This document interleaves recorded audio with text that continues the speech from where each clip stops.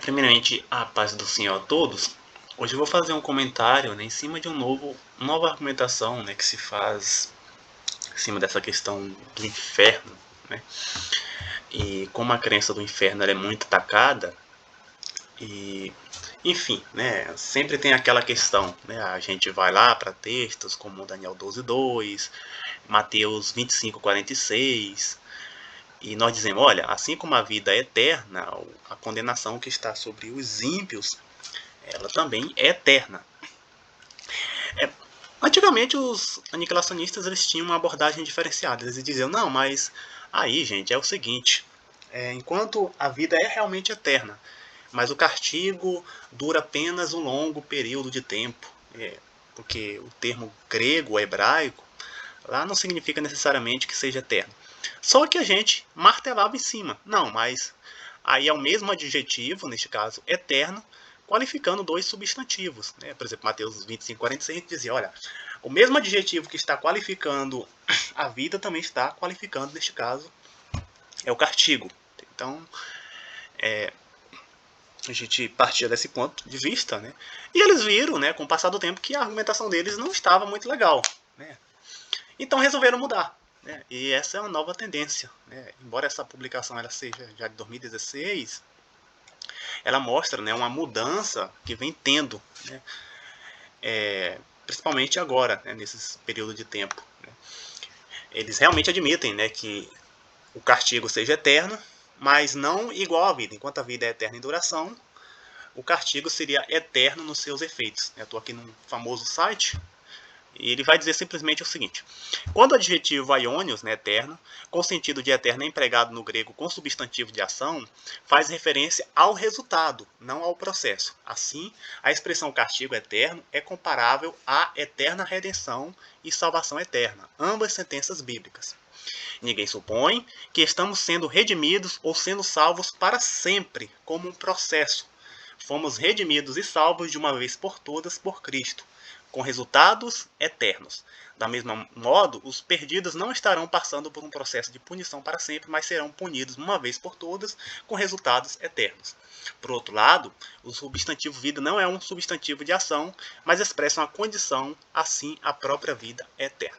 Então eles até se baseiam num erudito, né, que era aniquilacionistas, para dizer simplesmente que um é eterno em duração, o outro é eterno em consequência. Né?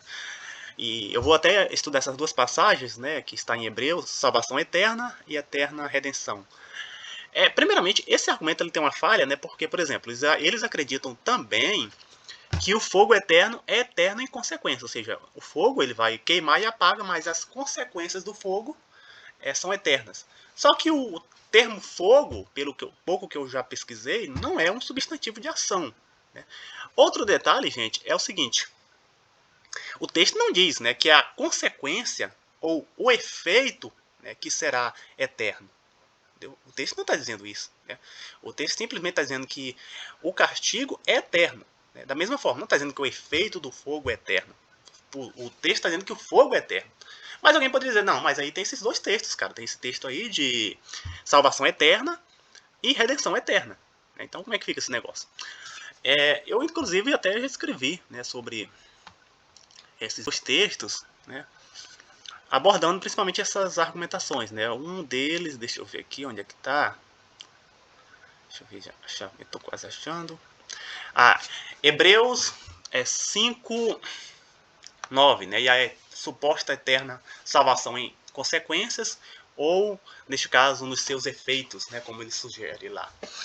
Vamos ler o texto. Ainda que era filho, aprendeu a obediência por aquilo que padeceu. Sendo ele costumado, veio a ser causa da eterna salvação para todos que lhe obedecem, chamado por Deus sumo sacerdote segundo a ordem, né, de Melquisedeque.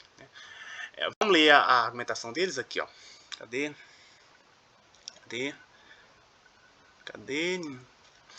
Ninguém supõe, né, que estão sendo redimidos ou sendo salvos para sempre. Né?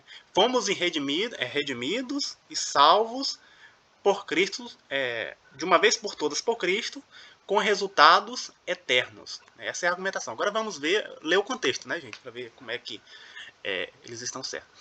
Essa questão da salvação eterna, gente, é tão simples, porque é só ler o texto todo, né? Se você ficar só em Hebreus 5, realmente dá essa ideia, né? Mas quando a gente vai ler, agora, vamos ler o outro texto aqui.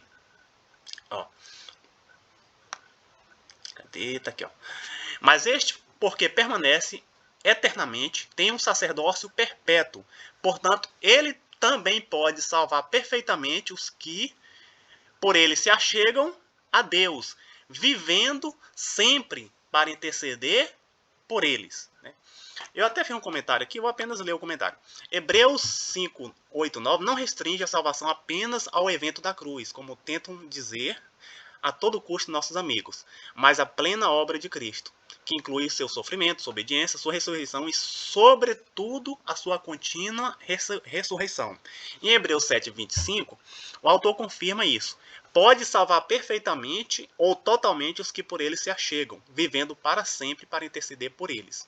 Como visto, esta salvação eterna não se refere apenas aos efeitos do sacrifício, como sustentam os aniquilacionistas, que a reduzem a uma consequência definitiva sem continuidade, mas está também ligada à natureza eterna de Cristo e à sua função sacerdotal. Então, essa eterna salvação, né, ela está ligada, neste caso, à natureza eterna de Cristo. Por que a salvação é eterna? Porque Cristo é eterno e pode, né, interceder eternamente por sua igreja. Então, esse é o motivo da salvação ser eterna. Né? Não é por causa apenas, neste caso, do sacrifício, né, que Cristo fez na cruz. É mais por causa da sua eterna natureza. Né? Ele é sacerdote eterno e pode viver eternamente. Diferentemente dos outros sacerdotes, né, que, neste caso, morriam, né, e eram obrigados a constituir outros e mais outros e mais outros. Neste caso, não. Cristo está à destra de Deus, né, e pode interceder continuamente, né, e, neste caso, pode salvar eternamente aqueles que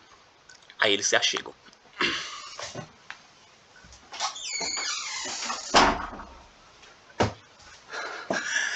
A eterna redenção, né, é outro também que ele citou lá.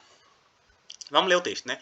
Mas Cristo, tendo vindo como sumo sacerdote dos bens já realizados por meio do maior e mais perfeito tabernáculo, não feito por mãos de homens, isto é, né?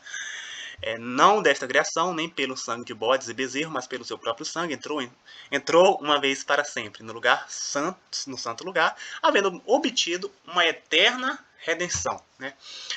Essa eterna redenção ele é repetido mais à frente, né, esse termo redenção, embora com a variante, né, no grego, mas é a mesma ideia. E mais uma vez nossos amigos insistem, né, em textos prova de eternidade em consequências para usar como paralelo como destino eterno dos ímpios, escolhendo Hebreus 9:2. É reafirmado mais à frente, né, ao dizer: por isso ele é mediador de uma nova aliança, para que, tendo intervindo a morte, para a redenção das transgressões que havia debaixo da primeira aliança. Então aqui temos a eterna redenção, né, no 12, e aqui temos a redenção das transgressões. Né? Esse termo redenção, gente, ele seria melhor entendido como um resgate, né? Um resgate das transgressões. Né? Sabendo disso, eu vou simplesmente ler aqui. Ó. O termo redenção aqui pode ser entendido como resgate, similar ao que Paulo expressa quando afirma que Cristo morreu para nos remir ou nos resgatar de toda a iniquidade. Né? Aqui, Tito 2,14 diz praticamente a mesma coisa. Né? Se Hebreus, né, fala de eterna redenção, e mais à frente fala da redenção das nossas transgressões, né? Em Tito 2,14 fala, né, que ele morreu para nos remir ou resgatar de toda a iniquidade. Já em Colossenses, né, 1,14 e Efésios 1,7, Paulo fala, né, sobre a redenção em Cristo, a qual descreve como a remissão dos pecados. O termo remissão, proveniente do grego, pode ser traduzido como libertação ou afastamento, sendo que o significado mais apropriado parece ser afastamento, pois melhor se alinha com a ideia de remover, né, os pecados mencionados em Hebreus 10, 10:4. Né? Com isso em mente, ao analisarmos o contexto imediato, observamos que os sacrifícios do Antigo Testamento eram temporários, necessitado ser repetidos para cobrir os pecados subsequentes. Ou seja, de ano em ano tinha que ficar repetindo. Em contraste, o resgate operado por Cristo É eterno, pois o seu sacrifício cobre toda a vida da igreja, abrangendo os pecados do passado, do presente e do futuro, ao contrário dos sacrifícios dos sacrifícios antigos, que eram temporários e exigiam repetição. Então, deixando mais claro aqui, né, ele está fazendo um contraste, né, com a antiga aliança, o texto de Hebreus 9, e fala que naquele tempo, né, por exemplo, era necessário fazer sacrifícios pelo pecado passado, né, pelos pecados presentes, né, e pelos pecados que o povo iria cometer, né, mais futuramente.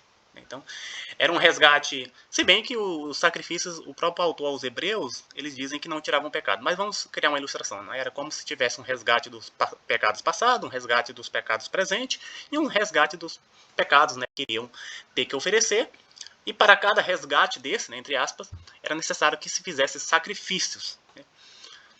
Agora Cristo não, né? O sacrifício de Cristo, ele nos resgata dos pecados que a gente cometeu, do que a gente está cometendo, e dos pecados que a gente irá cometer. Então, é um resgate eterno porque abarca tanto os pecados passados, quanto os presentes, quanto os futuros, né? Não é necessário ficar repetindo mesmo sacrifício. Então, não é praticamente isso, né, que o nosso amigo está querendo dizer, né? A salvação é eterna por quê? Porque Cristo vive eternamente para interceder pelos seus, né? O resgate é eterno porque ele abarca tanto os pecados, ele é um resgate dos pecados passados, presentes, e nesse caso dos pecados também que os crentes também cometerão no futuro, né? Não é necessário ficar repetindo o mesmo sacrifício. Então, é simplesmente isso. Então, acho que é só isso, né? E obrigado a todos por estar aqui, né? E acho que aqui já deu, né? Eu tenho mais, né? Eles também dizem, né? Tem aquela questão, né? Tem aqui, ó, o pecado eterno, né? Aí, só que eu não fiz questão, né? Que senão ia aumentar demais, né? E tem a suposta redenção eterna em consequência, suposta apagamento eterno, entre outros, né? Mas esses são os principais que eles utilizam.